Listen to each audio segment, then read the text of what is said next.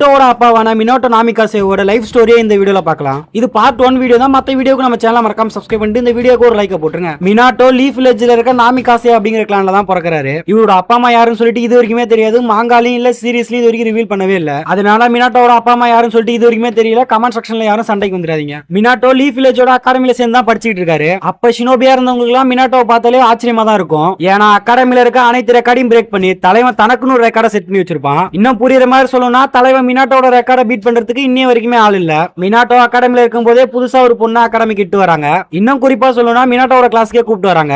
அந்த பொண்ணோட பேருன்னு பார்க்க போனா குஷினா உசுமாக்கி. குஷினான உடனே முடிவு பண்ணிருப்பீங்க அவங்க வேற யாரும் இல்ல, நருட்டோட அம்மா தான். அதுக்கப்புறம் உசுமாக்கினா உங்களுக்கு ஞாபகம் வருதுன்னா லைஃப் ஃபோர்ஸும் அவங்களோட சக்கராவும் தான். மத்த ஷினோபிகளை காட்டிலும் இவங்களோட லைஃப் ஃபோர்ஸ்ங்கிறது 10 மடங்கு அதிகமாவே இருக்கும். இதனாலே தான் டெயில் பீஸ்டோட பவர் எல்லாம் உசுமாக்கி கிளானோட பாடியை சீல் பண்ணி வைப்பாங்க. இதனால தான் நைன் டெயிலோட அடுத்த ஜிஞ்சுரிக்கே குஷினாவை செலக்ட் பண்ணி லீஃப் வில்லேஜுக்கு கூட்டு வந்திருப்பாங்க. திரும்பி பிளாஷ்பேக் உள்ள போனா குஷினாவை அகாடமிக்கு கூட்டு வந்த உடனே குஷினாவை பார்த்து நீ என்னவா மாற போறேன்னு கேட்ட உடனே அவங்களும் சத்தமா நான் ஒக்காயவா மாற போறேன்னு சொல்லியிருப்பாங்க. இதை சொன்ன உடனே அங்க இருக்கவங்க எல்லாமே குஷினாவை பார்த்து சிரிக்க ஆரம்பிச்சிடுறாங்க. மிச்சத்தை பார்க்கணும்னா கமெண்ட் செக்ஷன்ல பார்ட் 2 கமெண்ட் பண்ணுங்க. கூடவே நம்ம சேனலை சப்ஸ்கிரைப் பண்ணி வச்சீங்க. அப்பதான் பார்ட் 2 வீடியோ பார்க்கலாம். பாய் गाइस.